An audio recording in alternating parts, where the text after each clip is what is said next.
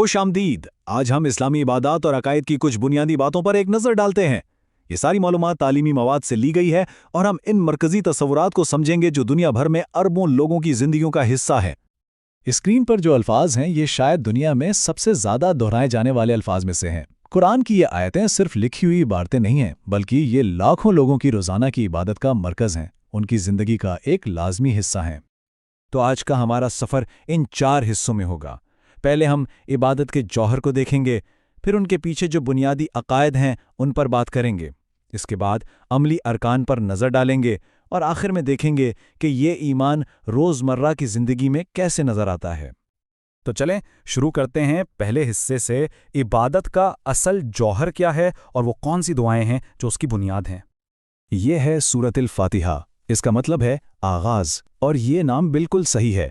इसे इस्लामिक इबादत की बुनियाद समझा जाता है। ये कुरान की पहली सूरत है और इतनी अहम है कि हर फ़र्ज़ नमाज में दिन में कई बार इसे पढ़ा जाता है। अच्छा, तो इस सूरत में है क्या? इसकी तरतीब बहुत दिलचस्प है। सबसे पहले तो अल्लाह की हम्द है जो तमाम जहानों का पालने वाला है। फिर उसकी बेपनाह रहमत का जिक्र है और आखिर में एक बहुत ही ज़ाती दुआ है, सीधे रास्ते पर रहने की रहनुमाई की दरख्वास्त। तो सूरतुल फातिहा में रहनुमाई मांगी गई। अब आते हैं सूरतुल इखलास पर। यह सूरत भले छोटी हो लेकिन बहुत ताकतवर है। क्यों?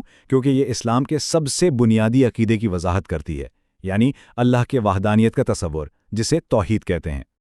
तौहीद का मतलब क्या है? सीधे अल्फाज में ये अकीदा कि खुदा एक है, अकेला है और उसका कोई शरीक नहीं, वो नाकाबिल तक़सीम है।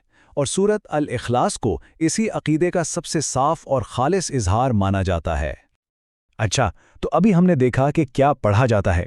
अब सवाल यह है कि उसके पीछे का क्यों क्या है, यानी वो कौन से बुनियादी अकायद हैं जो इन दुआओं को इतना गहरा मतलब देते हैं। यहाँ से एक बहुत ही बुनियादी सवाल पैदा होता है जो हर अकीदे के निज़ाम में अहम है कि ये सारी दुनिया, ये पूरी कायनात आखिर बनाई किसने? और जवाब बहुत सादा और गहरा है कि तमाम जहानों को अल्लाह ने बनाया है।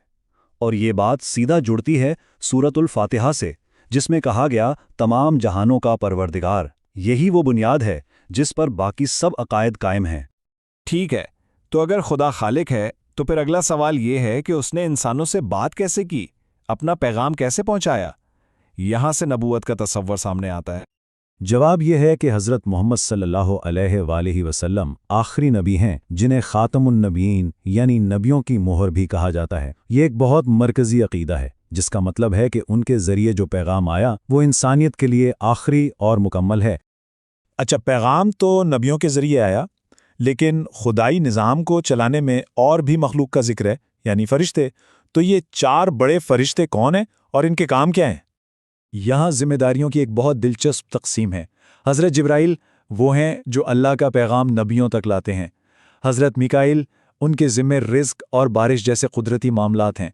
हज़रत इसराफील क़यामत के दिन सूर फूकेंगे, और हज़रत इज़राइल, जिन्हें मलकुल मौत भी कहते हैं, वो रूह कब्ज़ करते हैं। ये सब मिलकर एक ऐसे निज़ाम की तस्वीर बनाते हैं जो बहुत मुनज़्ज़म है और खुदाई हुक्म से चल रहा है।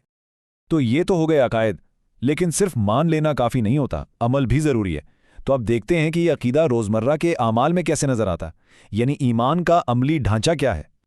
नबी अकरम सल्लल्लाहु अलैहि वसल्लम की एक हदीस है कि नमाज मेरी आंखों की ठंडक है। इससे नमाज का मकसद बहुत वाज़ेह होता है। ये सिर्फ एक फ़र्ज़ नहीं, बल्कि सुकून, राहत और रूहानी इत्मीनान का ज़रिया है। ये अमाल इस्लाम के 5 स्तूनों का हिस्सा हैं। हमारे ज़राए में इनमें से 2 की तफसील है। एक तो सलात, यानी दिन में 5 वक्त की नमाज, और दूसरा सौम, यानी रोज़ा। तो नमाज के रूहानी फ़ायदे क्या बताए गए हैं? इसे मोमिन की महराज कहा गया है, यानी अल्लाह से मुलाकात का एक ज़रिया। ये गुनाहों की माफ़ी का सबब बनती है, रिज़्क़ में बरकत लाती है, और माना जाता है कि ये कब्र के अज़ाब से बचाती है और क़यामत के दिन पुल सिरात पार करने में भी आसानी पैदा करती है। नमाज के बाद अब बात करते हैं रोज़े की। रोज़ा एक बहुत मशहूर इबादत है, लेकिन ये फ़र्ज़ कब हुआ?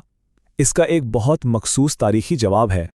जवाब है 2 हिजरी, यानी मक्का से मदीना हिजरत के 2 साल बाद शौबान के महीने की 10 तारीख को रोज़े फ़र्ज़ किए गए। इससे पहले ये एक नफली इबादत थी, लेकिन इस दिन के बाद ये हर मुसलमान पर फ़र्ज़ हो गई। अच्छा, तो हमने बड़े बड़े अकायद और इबादत की बात की।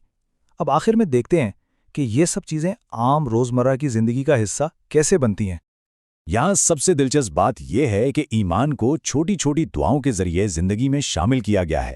بہت عام سے کام جیسے آئینہ دیکھنا یا مسجد میں داخل ہونا ایک دعا کے ساتھ اللہ کی یاد کا لمحہ بن جاتے ہیں۔